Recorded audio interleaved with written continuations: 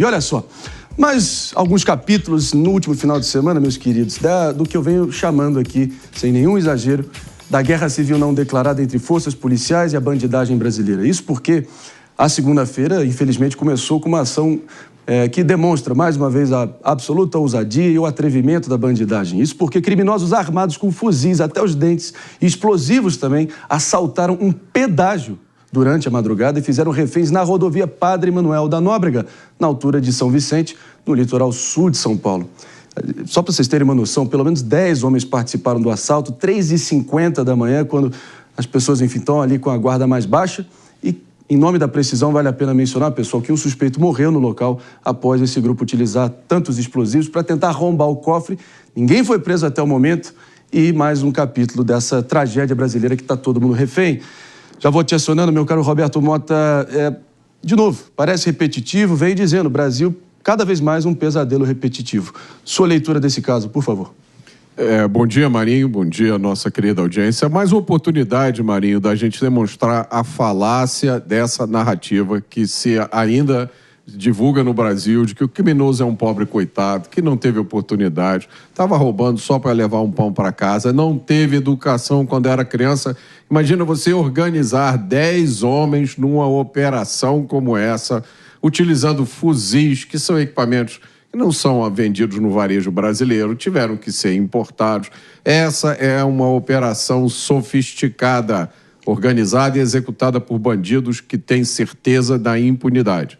O Estado brasileiro não consegue dar uma resposta adequada para isso. E o cidadão trabalhador sempre na mira dessa bandidagem, 3h50 da manhã, aproveitando ali um horário que as pessoas estão mais desarmadas, com o perdão do trocadilho, Palumbo.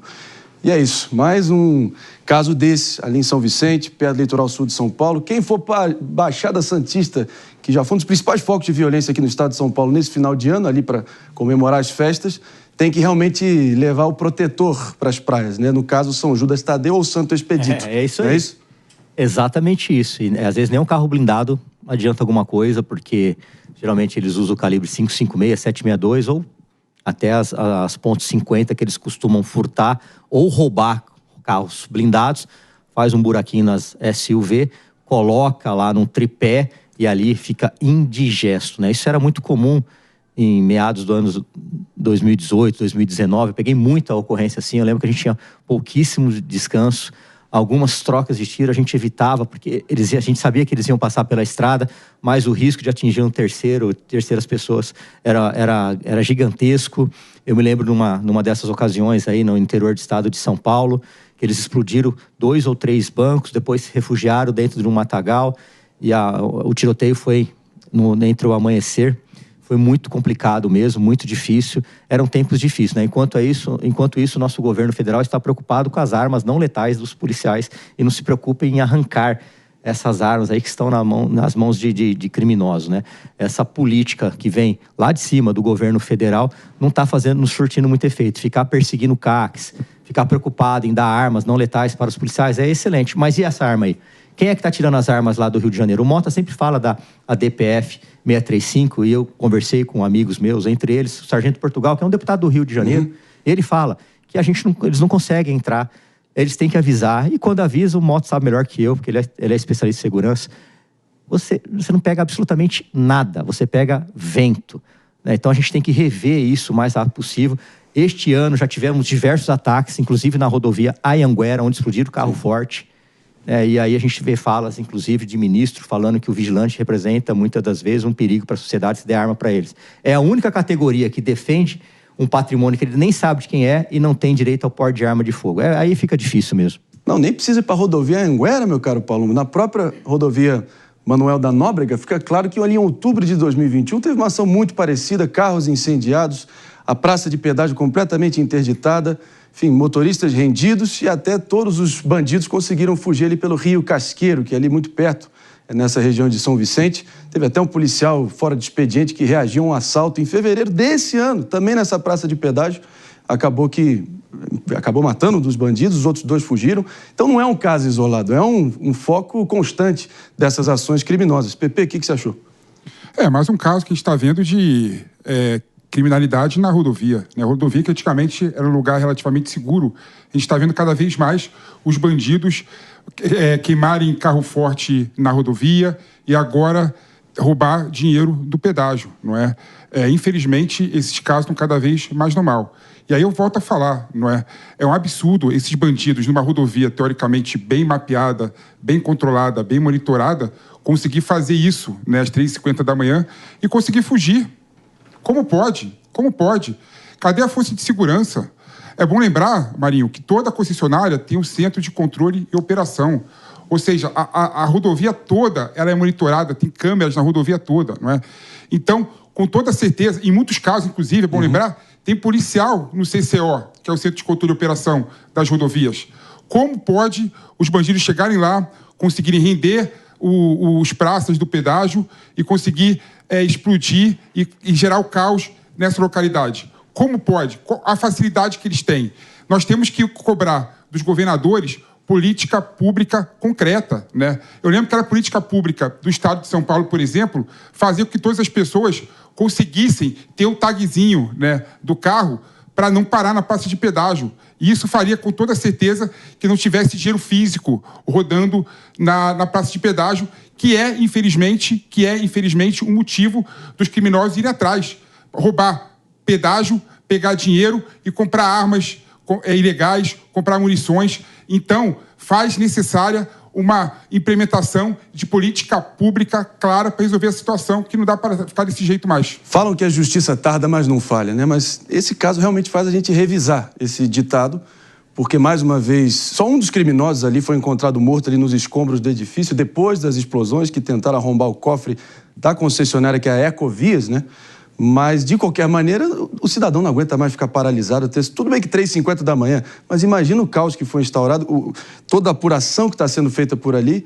Então, mais uma vez, o cidadão ali tendo que ficar com medo, que é paralisante, ali, e não conseguir trabalhar, viver e ter um mínimo de lazer. Palumbo. É difícil, por exemplo, se tivesse uma viatura da Polícia Rodoviária Federal ali, ou 2, 3, possivelmente eles iam ter que pedir apoio. Para você enfrentar bandidos armados de fuzil, somente equipes preparadas com também portando fuzil. Eu me lembro quando eu era vereador, eu destinei uma verba para Guarda Civil, para o IOP, que é a unidade de elite da Guarda, comprar fuzil. Teve um partido, vocês podem imaginar qual foi, entrou na justiça, impedindo isso. Aí eu expliquei para eles, olha, eu trabalhei na divisão de operações especiais. Numa das trocas de tiro que eu participei, os bandidos atiraram na viatura da Polícia Militar, que não tinha fuzil. Atiraram na viatura da Guarda, que não tinha fuzil. Então não é justo o crime estar de fuzil e os nossos agentes públicos que estão pagos para defender a sociedade não ter uma arma à altura. E para quem não é especialista em segurança, eles falam, a Guarda Civil, ela pode portar uma calibre 12. E pode portar um fuzil também. Só que a calibre 12, a curta distância, ela tem o mesmo efeito de destruição do que um fuzil. A curta distância que eu digo a 10 metros. Só que um fuzil, se for um operador habilitado, bom, ele acerta a cabeça de um indivíduo a 100 metros. Então tem muita diferença. Só que os especialistas de segurança começam a falar, nossa, essa arma na mão da polícia, essa arma na mão da polícia. Só que ele não entende nada de arma. Não entende absolutamente nada. Ele não sabe a diferença de uma escopeta calibre 12 de um fuzil. Não sabe absolutamente nada. Aí fica difícil você discutir com esse povo. O PP já está contrariado, como era de se esperar. Já vou contigo, mas em nome aqui tentar distribuir a bola da melhor maneira possível. Eu vou com a Jess Peixoto. Suas primeiras impressões. Mais um daqueles casos que está claro que o crime, pelo visto, compensa e muito. Não, compensa muito. Foram 10 bandidos armados até o talo assaltar e também explodir o cofre de uma concessionária pública com a certeza que sairiam impunes. E, de fato, saíram. À exceção dessa vítima da explosão que ele próprio causou, todos os demais conseguiram fugir com os pertences das vítimas e ainda geraram um caos naquele local por um grande período. Então, o trânsito parado. Imagina você ficar parado depois deste assalto, depois dessa situação com medo dos criminosos voltarem e após uma troca de tiros. Você no carro com a sua família. Então, assim, é uma situação que mostra, mais uma vez, que o Brasil, quem está sofrendo mesmo, é o cidadão que faz tudo certo. É o cidadão que não está com crime. Porque o crime sai livre, leve e solto, embora estão sendo procurados, mas a realidade é quem vive com a insegurança é a população, de fato. É muito lamentável. E as imagens são flagrantes, né? Olha o prejuízo que foi causado, toda a via ali da rodovia Padre Manuel da Nóbrega completamente interditada, os veículos se acumulando, e isso, mesmo sendo 3h50 da manhã, no caso ali fica claro que já são 4h30, mais ou menos 1 hora depois do incidente, é muita gente que sai ali da região do litoral para vir trabalhar mais ou menos nesse horário. O pessoal que cedo madruga já querendo só vir para o expediente e ainda assim não consegue. Pepe, o que você achou equivocado na fala do Paulo? Não é equivocado. Assim, eu acho que a abordagem dele está completamente errada, né? Ele trata a situação como a necessidade de aparelhar mais a polícia. Tudo bem, temos que aparelhar mais a polícia, tem que dar mais armas para a polícia. Mas a situação aí, na minha opinião, é muito mais do que isso. Nós que temos que fazer com que os criminosos não tenham possibilidade de chegar à terceira do crime. O negócio é anterior, Palumbo. O negócio é anterior. Eu não quero que tenha confronto. Eu não quero que tenha violência. O que eu quero é que os criminosos não consigam chegar lá na praça de pedágio para roubar dinheiro. E como fazer isso? Sendo mais inteligente do que a criminalidade. Não dá para dinheiro vivo circular às 3 da manhã na rodovia, abrindo brecha para a criminalidade de lá. Não dá, por exemplo, com toda certeza, eles mapearam esses bandidos aí e verificaram que talvez o posto da Polícia Rodoviária nesse horário estivesse vazio, não funcionando. Então não dá para não ter, no mínimo, vários comandos em determinadas áreas da rodovia. Então a questão, na minha opinião, é muito mais evitar o crime do que resolver a situação depois que o crime aconteceu. Eu não quero essas imagens mais. E para fazer isso, nós temos que ser muito mais inteligentes do que a criminalidade. Até quando, Paulo, a gente vai aceitar que as nossas estradas, que deveriam ser o símbolo máximo ali do nosso progresso, da nossa integração nacional, virem palco de guerra, né? E o brasileiro fique refém desse estado de coisas, né? Segurança zero e pedágio caro. Como é que faz para mudar isso? Você acha que um comando da Polícia Rodoviária com 2 viaturas, sem fuzil, ia parar um bondão desse aí, com carros blindados? Você acha que ia parar? Plano de contingência. Pelo amor de Deus, Pepe. Plano de não é assim. Tem um imprevisível, acontece, o imponderável. Se a gente fazer uma pesquisa aí, quando esses caras forem presos, eu tenho certeza que vão ser presos. Por isso que eu falo que eu daria um bom pode ter certeza que de 10, uns 8 aí vai ter passagem. Por isso que eu falo que daria um bom comandante da rota. Com toda certeza. Meu Deus do céu. Porque eu tenho a solução. Plano de contingência. Você ajuda, Mota? Eu tenho que saber montar o quebra-cabeça. Se você for comandante da rota, você vai ter que comprar uma fralda. Que no primeiro tiroteio, você vai se borrar todo. Eu tenho que saber o que eu vou fazer em determinadas situações. Do ar-condicionado? Um alarme soaria para algum lugar e em poucos segundos mobilizaria uma tropa para resolver a situação. No meio da rodovia? Isso é plano de contingência. É a rota na rua. É a rota na rua. Na teoria é muito fácil ser policial, né? É um lugar que tem vários policiamentos em várias áreas do lado. Pepe, São Vicente, esses caras são presos várias vezes, não ficam presos, Pepe. Guarujá, Santos. Quer ver um outro exemplo? Santo André, São Bernardo. Rapidamente. Teve essa tem várias cidades grandes de volta. Ok, Pepe, vamos essa ouvir troca de tiro que eu mencionei aqui, que atiraram na viatura da GCM, da PM, depois a gente trombou com a nossa, que todos nós estávamos de fuzil. Depois de um tempo, eu fui acionado pelo meu diretor, falou assim, vocês têm que sair agora, a gente estava no Morro do Sabão, numa incursão lá, vocês têm que sair daqui agora e ir até Bebedouro. Fica uns 400 quilômetros daqui. E fomos.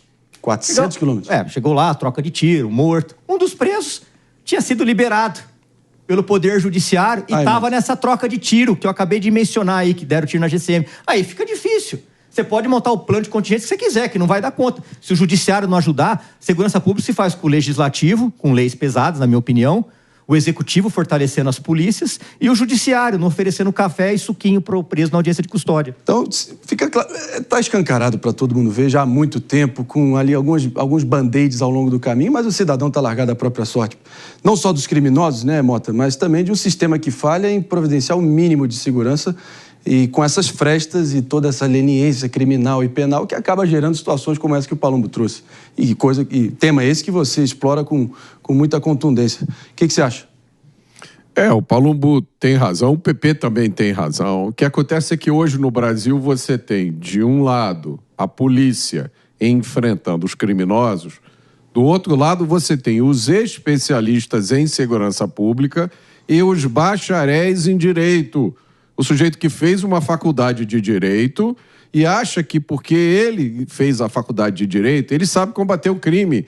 Ele tem a capacidade de determinar como a polícia deve operar. Esse caso aí é exemplar perfeito, pelos 2 elementos importantes nele. Primeiro, como o Palumbo falou, eu aposto que todos esses bandidos que participaram dessa ação já foram presos várias vezes e já foram soltos.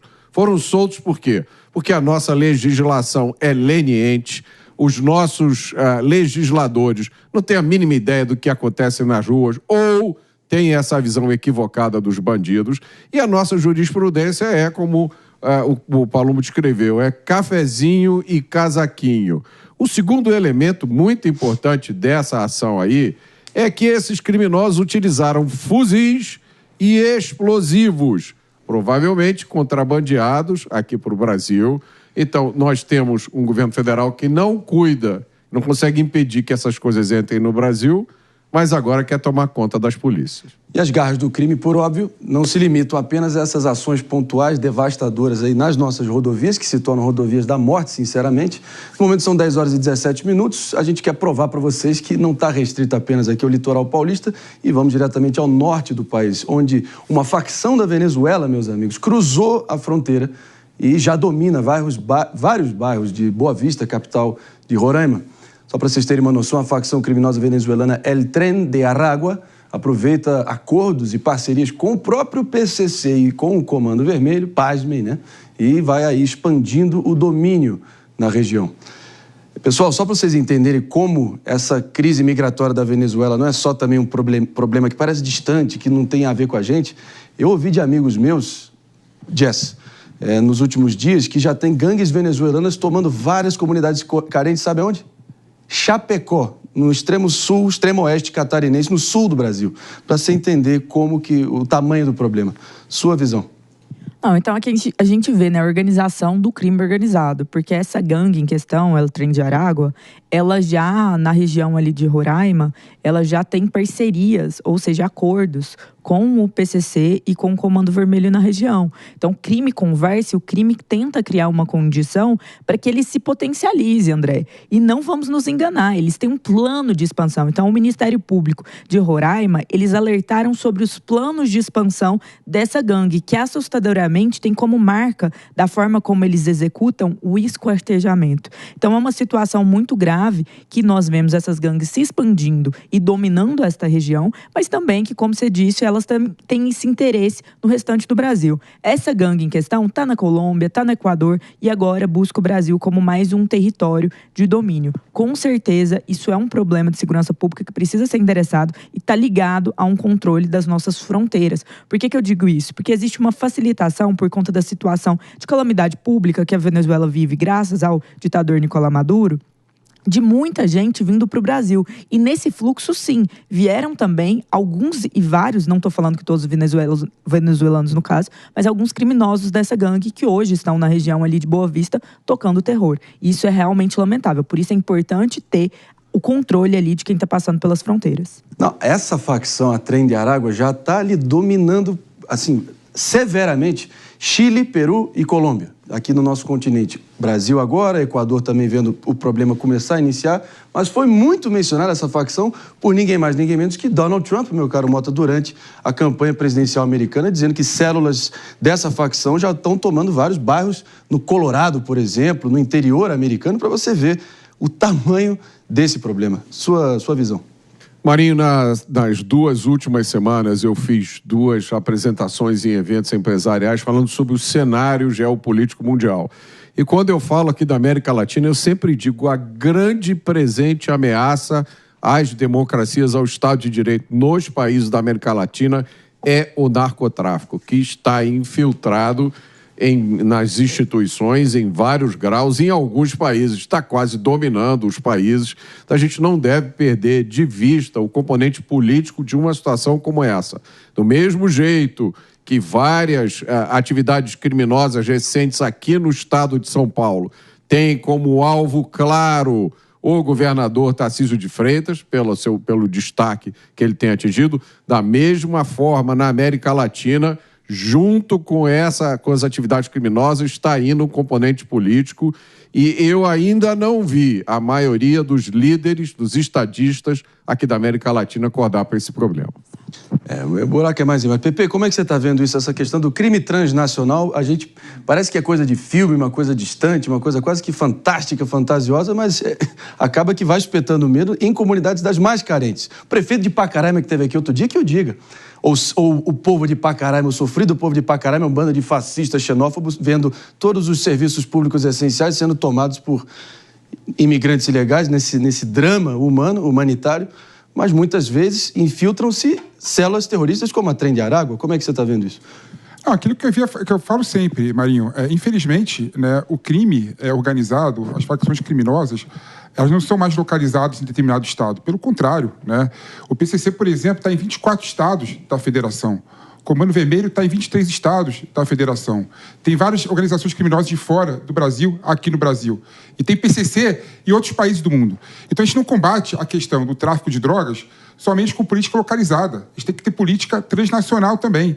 E para ter política transnacional, nós temos que ter acordos com outros países da América do Sul e outros países do mundo. A política de segurança pública, que desde a Constituição Federal coloca no governador do estado a competência para resolver problemas de segurança pública, não é mais contemporânea e não resolve a questão da segurança pública. Nós temos que ter políticas públicas muito mais eficientes e muito mais transnacionais, não é? Não é questão só de fronteira física. A gente viu aqui recentemente, por exemplo, que a máfia chinesa tinha uma startup, uma fintech, um banco que lavava dinheiro do PCC no Brasil. Bem lembrado. Né? Ou seja, o dinheiro não tem fronteira. Essas pessoas, para cometer o crime, não têm fronteira. Então, nós temos que usar a inteligência, a estratégia para resolver o problema da segurança pública no Brasil e no mundo. Porque não é mais uma questão nacional e nem estadual. Quando você vê que o problema atingiu Chapecó, meus amigos, e foi essas informações que eu recebi, é que você vê que o buraco é muito mais embaixo do que a gente imagina. E as autoridades têm que agir de forma enérgica, não é isso, Jess? Sim, André, e nesse ponto eu concordo com o PP, é um problema transnacional, ou seja, a inteligência é muito importante para desmontar esse problema. O líder dessa facção criminosa, ele tá na lista de procurados da Interpol, e como isso aconteceu é muito interessante, eu vou trazer para vocês. O que aconteceu? Este líder, ele estava preso em regime fechado e ele transformou o presídio mais ou menos num parque de diversões. E pasmem, com direito a zoológico, boate, cinema, dentre várias coisas. A situação era tão extrema que o grupo da polícia, fora dos aliados dele, não conseguia entrar dentro do presídio. E ele saía, viajava, voltava. O presídio genuinamente se tornou a casa dele. Ao ponto que a polícia fez uma invasão para retomar, não prendê-lo ou qualquer coisa, mas retomar o presídio per si. E neste momento, ele acabou fugindo e abandonando o presídio. Mas veja isso, o presídio foi transformado num parque de diversões dentro da Venezuela, de um líder de uma facção criminosa transnacional, dessa organização criminosa. Então olhem o tanto que é grave o domínio que às vezes esses grupos têm aqui na América Latina de determinadas regiões e até dos sistemas penitenciários. E depois disso, ele entrou na lista de desaparecidos, desses fugitivos, e está até hoje com o nome ali na lista de mais procurados da Interpol. E o problema que pouca gente acaba vendo é o ângulo da tragédia humanitária e como a reputação do povo venezuelano como um todo vai acabar sendo manchada. Quantas famílias de comerciantes que vieram aos Estados Unidos desesperados na primeira leva migratória, ali quando Hugo Chávez assumiu o poder em 98, que já tem família, já tem filho, neto ali nos Estados Unidos nessa altura do campeonato. Agora essa nova leva que está vindo geralmente ali pela fronteira sul, uma travessia que a gente só pode imaginar os percalços e os obstáculos e o drama absurdo que deve ser, Palumbo. Estão tentando chegar numa espécie de ato final de desespero, procurando oportunidades de trabalho. Mas, enfim, uma loucura. O que você acha? Onde o Estado não age, o crime deita e rola. A Polícia Federal ela tem que ser fortalecida, ela tem que tomar conta das fronteiras, ela teria que estar agindo lá, mas com efetivo capaz de agir, e não com meia dúzia de policiais federais. O Brasil tem milhares de quilômetros de fronteiras. Por isso que eu falo, essa PEC do governo federal não vai ajudar a resolver o problema da segurança pública. Nós temos que pensar na municipalização da segurança pública através da Guarda Civil, leis que capacitam a polícia a ter rapidamente, por exemplo, acesso a dados bancários, que isso aí é uma novela mexicana. O delegado tem que pedir para o juiz demora 30 dias para dar, e aí o dinheiro vai embora do país. O PP, nesse ponto, está certo. Nós temos que mudar isso daí. Isso se muda através da legislação. Só que qual que é a dificuldade?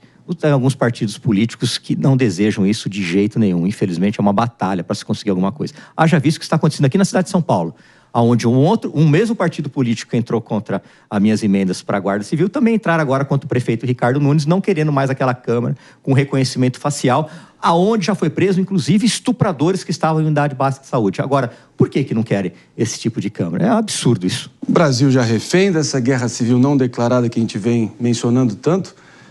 Já basta também agora ver células de outros países também se agigantando aqui no território nacional. É o fim da picada e que as autoridades realmente tomem atitudes aí o quanto antes.